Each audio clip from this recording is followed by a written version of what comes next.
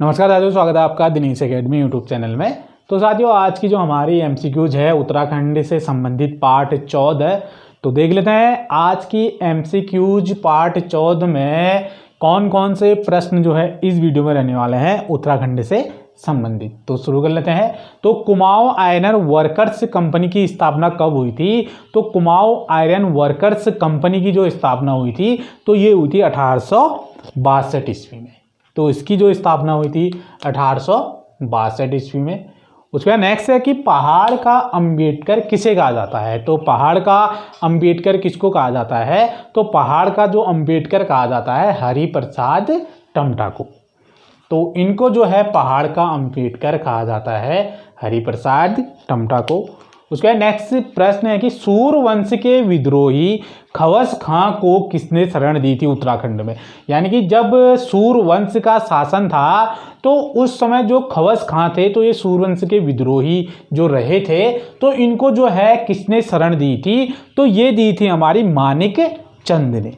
तो मानिक चंद ने इनको शरण दी थी। और मानिक चंद का जो समय यानी कि शासनकाल था तो वो था हमारा 1533 से 1542 ईस्वी के समय। तो मानिक चंद जो है चंदवंश के शासक थे। तो इन्होंने जो है खवस खां को जो है सूर्यवंश के जो विद्रोही थे तो उनको शरण दी थी मानिक चंद ने। और मानिक चंद का जो शासनकाल था 1533 से 1542 ईस्वी के लगभग। उसका नेक्स्ट प्रश्न है कि भूमियाल देवता की पूजा कौन सी जनजाति करती है? तो भूमियाल देवता की जो पूजा करती है तो ये करती है भोटिया जनजाति। तो भोटिया जनजाति जो है भूमियाल देवता की पूजा करती है। उसके बाद नेक्स्ट है ऐसे ही एक भूमियाल गढ़वाली रचना है तो ये किसकी रचना है, किसके द्वारा लिखी गई है भूमियाल गढ़वाली रचना? तो ये लिखी गई है अबोध बंधु बहुगुणा के द्वारा।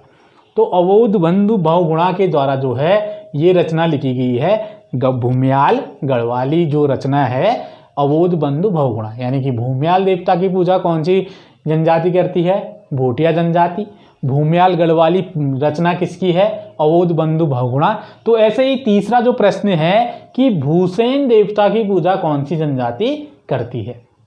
यानी कि 3 प्रश्न है। तो भूसेन देवता की पूजा जो करती है जाति तो ये करती है बोक्सा जाति।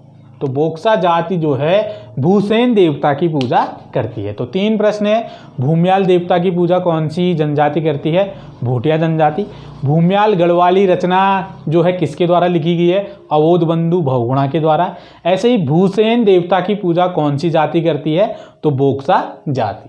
तो ऐसे ही अब नेक्स्ट प्रश्न देख लेते हैं कि यूके यानी कि उत्तराखंड राज्य में निम्न भूमि को क्या कहा जाता है?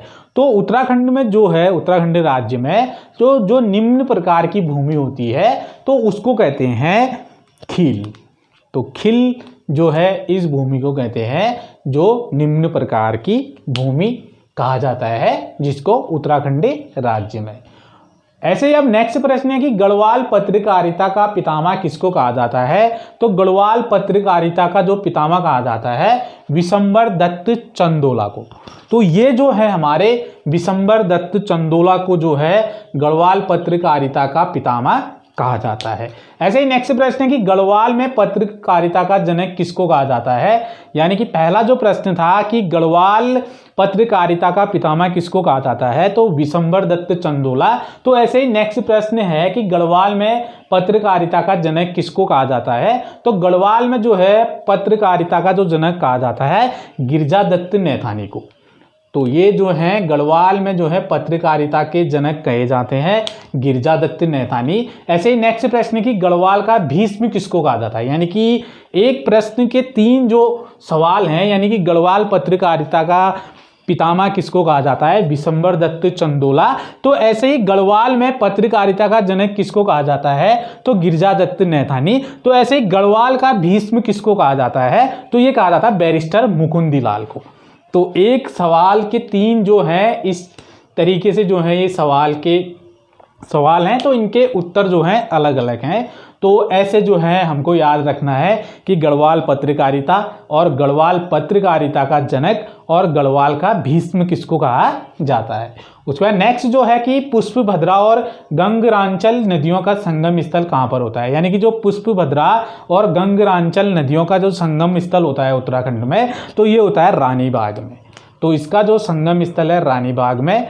ऐसे ही नेक्स्ट जो प्रश्न है कि मानस खंड में जो है पुष्पभद्रा नदी को क्या कहा गया है। यानी कि जो मानस खंड है तो उसमें जो है पुष्पभद्रा नदी को किसको कहा गया है, पुष्पभद्रा नदी को, तो ये गोला नदी को कहा गया है। मानस खंड में जो गोला नदी है इसको पुष्पभद्रा नदी कहा गया है।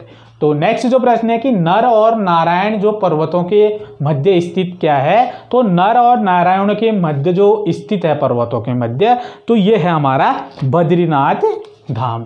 और इसमें जो है नर और नारायण का जो अवतार माना जाता है, अर्जुन और भगवान विष्णु को जो है नर और नारायण का अवतार माना जाता है। और नर और नारायण पर्वतों के मध्य स्थित धाम कौन सा है, तो ये है बद्रीनाथ धाम। तो ये थे कुछ प्रश्न एमसीक्यूज पार्ट 14 से संबंधित आज के प्रश्न। तो यदि चैनल पे पहली बार जुड़े हैं तो चैनल को सब्सक्राइब करना ना भूलें। साथ में जो है बेल आइकन घंटी प्रेस के निशान का बटन भी आप दबाइए, जिससे कि जो भी नोटिफिकेशन अपलोड होते रहे दिनेश एकेडमी में समय समय पर, तो उसकी नोटिफिकेशन जो है आप तक पहुंचते रहे। और वीडियो को अधिक से अधिक शेयर भी करते रहिए साथियों। तो फिर मिलेंगे आपसे नेक्स्ट वीडियो में कुछ नए प्रश्नों के साथ। तो तब तक के लिए साथियों नमस्कार, जय हिंद।